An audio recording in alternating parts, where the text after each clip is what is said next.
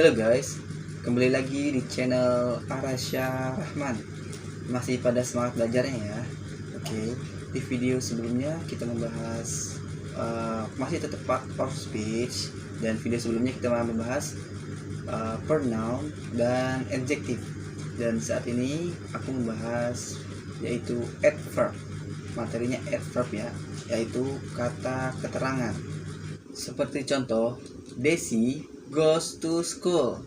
Di situ ada to school, yaitu untuk memberikan kata keterangan pada go-nya ya.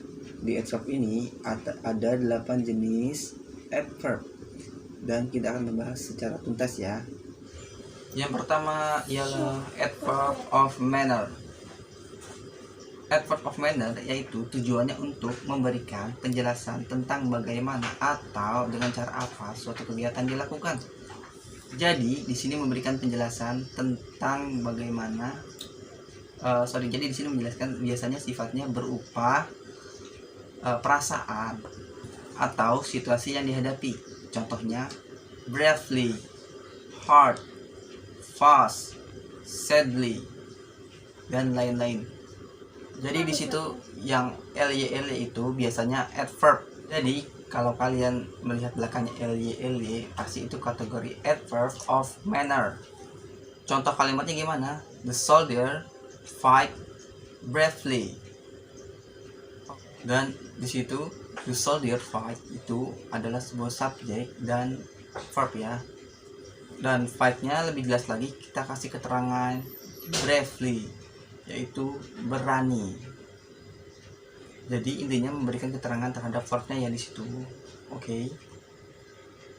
Terus yang kedua ada adverb of time, yaitu biasanya kita gunakan dalam sehari-hari ya. Jadi adverb of time itu kata-kata yang memberikan kapan terjadinya sesuatu itu terjadi. Contoh kata-kata adverb yang tergolong adverb of time ialah immediately, then, now, yesterday. Intinya waktu semua ya. Contohnya gimana? Let's begin to work now. Biasanya polanya selalu di belakang kata kerja ya. Terus yang ketiga itu ada adverb of place. Adverb of place yaitu memberikan keterangan tempat. Ini biasanya tidak diikuti kata kerja ya, karena ini menjelaskan di mana keberadaan subjek tersebut. Biasanya ini ada di kalimat nominal ya. Ingat ya kalimat nominal itu ada dua, terbagi dua, yaitu verbal dan nominal. Kalimat verbal itu ialah kalimat yang mengandung kata kerja. Sedangkan kalimat nominal tidak mengandung kata kerja ya. Contoh kalimat verbal itu gimana? Yang mengandung kata kerja, I go, she goes. Itu mengandung kata kerja. Sedangkan kalimat nominal biasanya menggambarkan keadaan sesuatu tertentu. Atau dalam bahasa Inggrisnya state of being. Contohnya, saya ganteng. Itu fakta ya.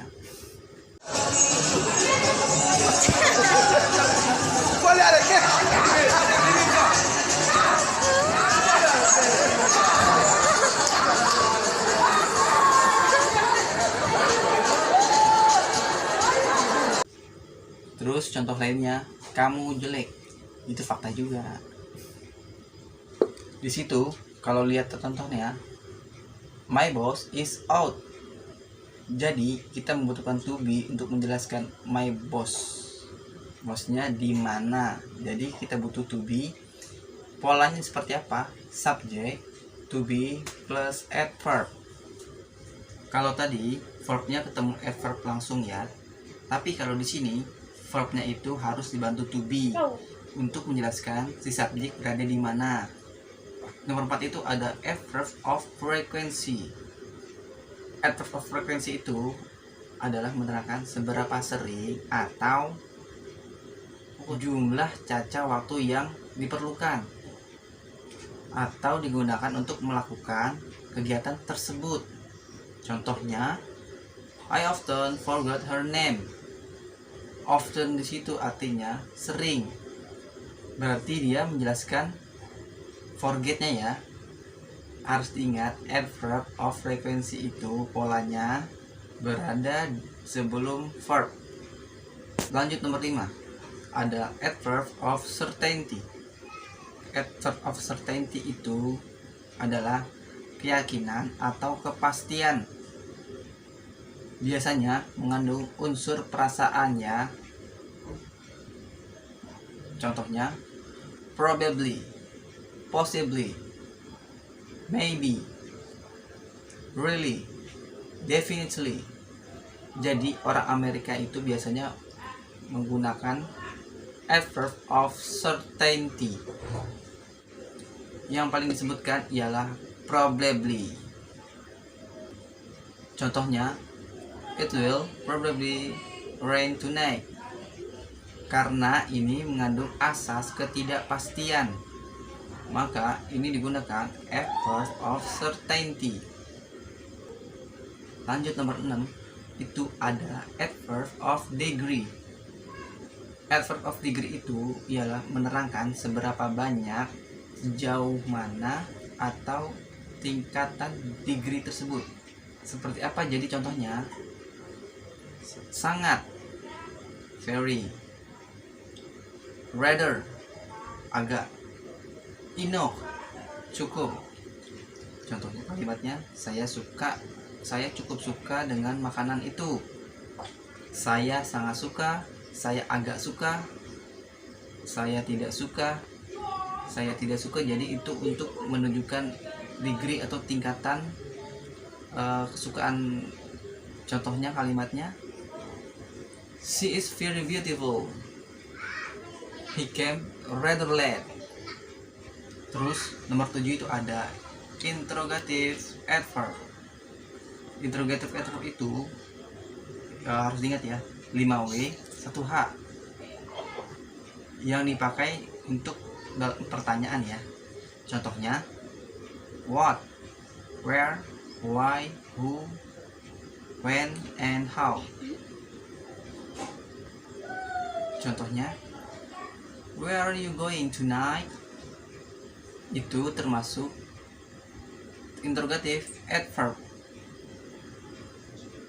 Terus yang terakhir ada conjunction adverb. Conjunction adverb itu ialah untuk menambah keterangan. Itu menghubungkan dua clause. Clause itu bisa jadi kalimat utama atau anak kalimat. Ingat ya, kalimat majemuk terdiri dari dua main clause dan sub clause. Perbedaannya adalah sub clause itu tidak bisa berdiri sendiri, sedangkan main clause bisa berdiri sendiri. Contohnya di situ kalau kita menggabungkan dua main clause, yaitu life is hard, bisa berdiri sendiri tuh ya. Tapi ada kalimat lain, life be fun, tidak bisa berdiri sendiri. Nah, kita ingin menggabungkan dua kalimat tersebut, jadi kita menggunakan however, yaitu bagaimanapun. Contoh kalimat conjunction adverb itu ialah however, consequently, then, next, and still. Dan ciri-ciri sub clause itu adalah ada kata-kata conjunctionnya. Sampai di sini dulu ya. Jangan lupa tunggu video saya selanjutnya ya. Jangan lupa like, comment, and share. Oke? See you. Bye bye.